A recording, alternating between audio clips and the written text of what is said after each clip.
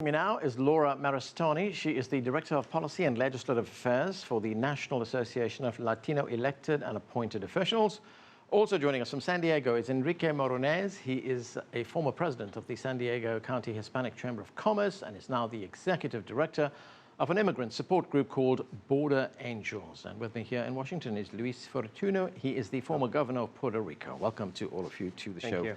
Governor, let me start with you. Of course, we are in election season now in the United States. It seems to be in full swing. We are hearing a lot of campaign speeches, and a big focus of the speeches has been on the Latino community in this country. Latinos, we know, have a long heritage here in the United States.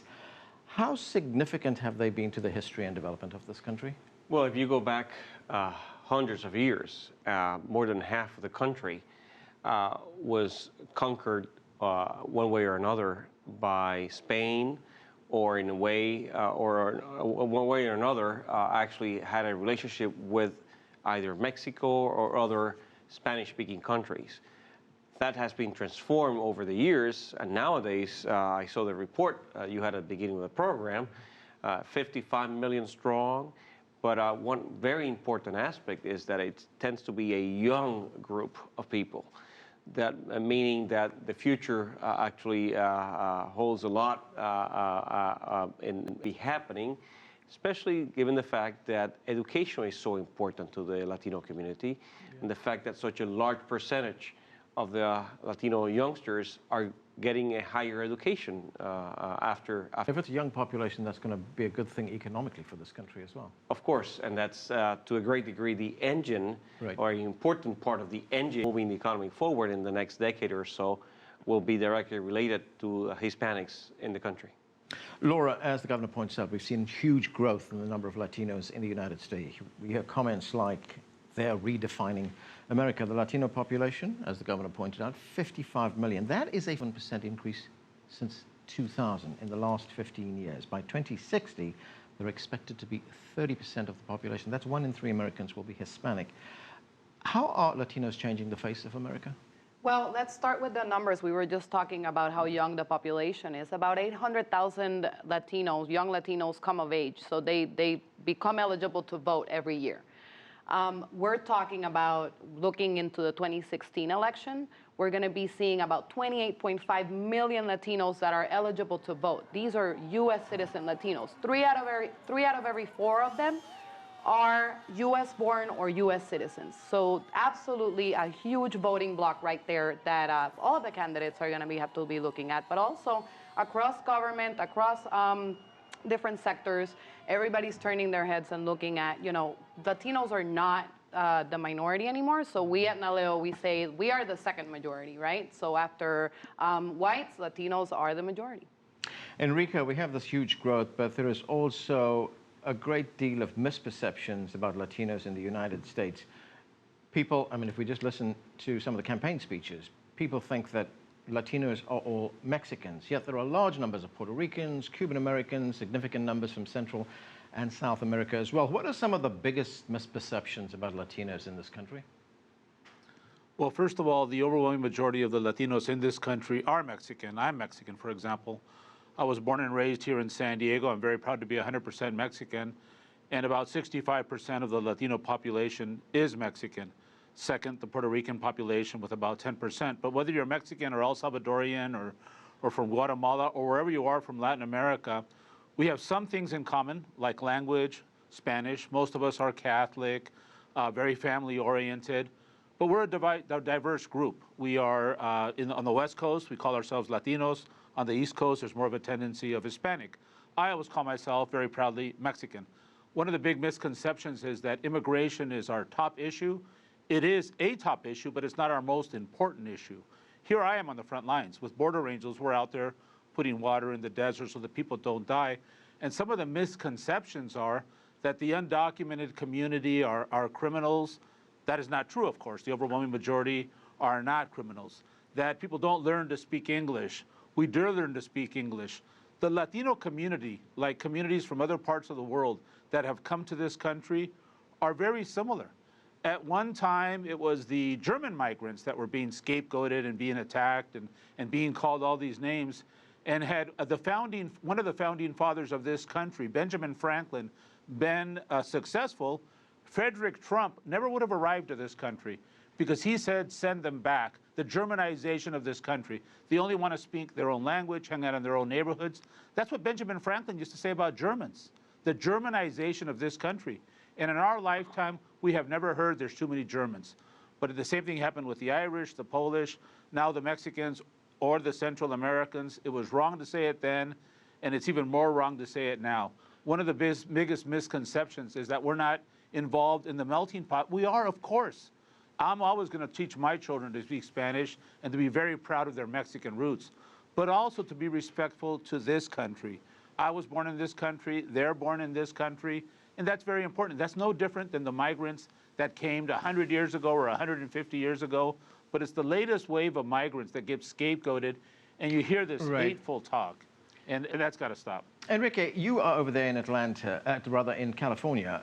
Latinos now make up the biggest ethnic group in California. They've overtaken whites or Anglos, as they sometimes called. What are the implications of that? And I mean, will it also, will those numbers also, we see those numbers in places like Texas as well?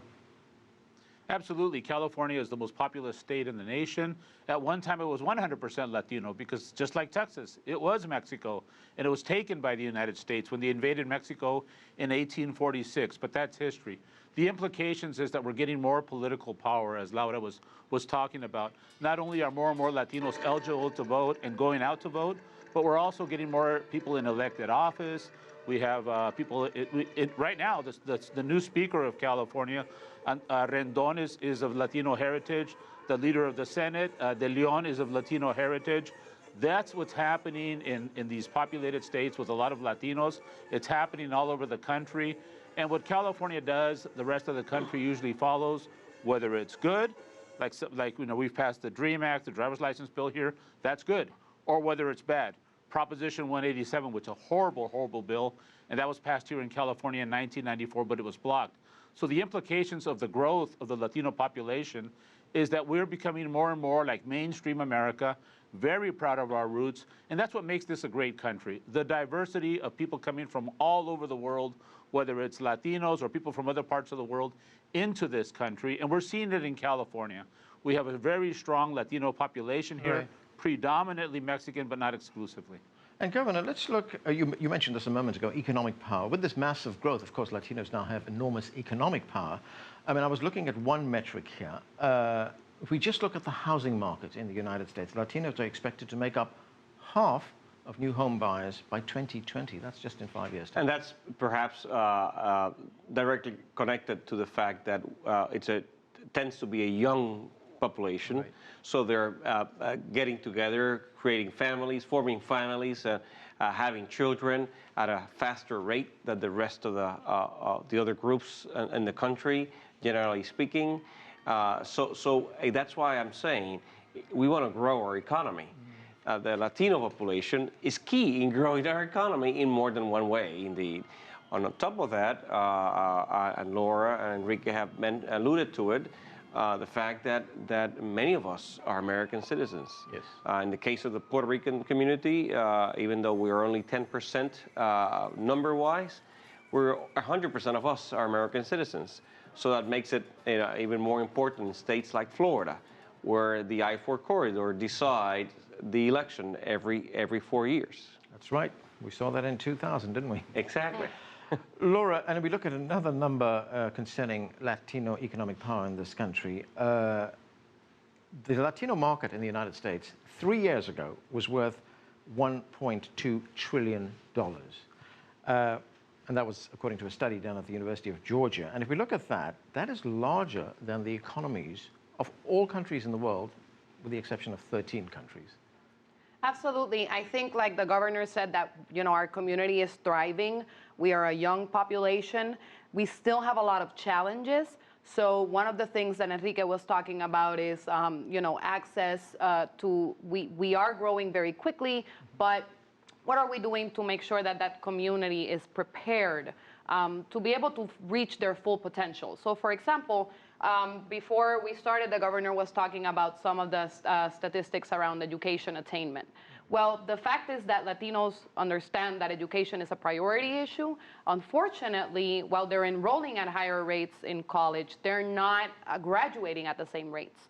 And so we still have a long ways. We still don't have complete access to healthcare.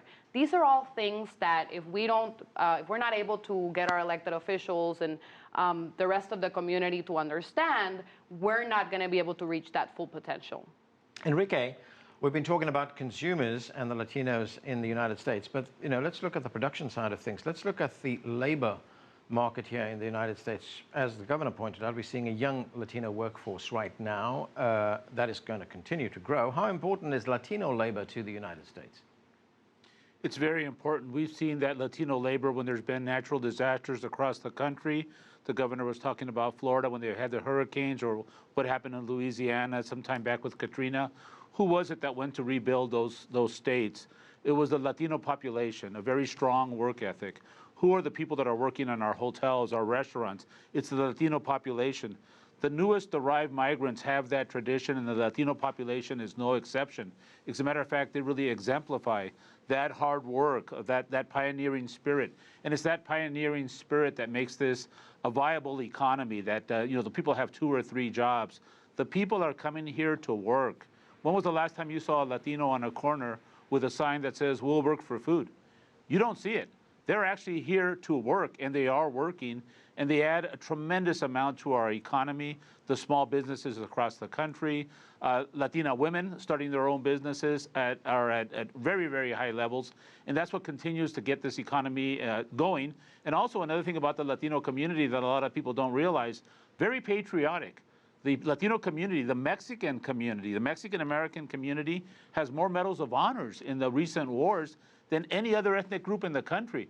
So it's a patriotic group. It's a group that's getting more and more voting power, getting more access to education, is very, very proud of its roots. It's important to be able to speak both language. The overwhelming majority votes Democrat, and it's important that we all participate in the process. Regardless of what side of the aisle you're on, be a good role model for the rest of the country, and that's what the Latino community in general has done.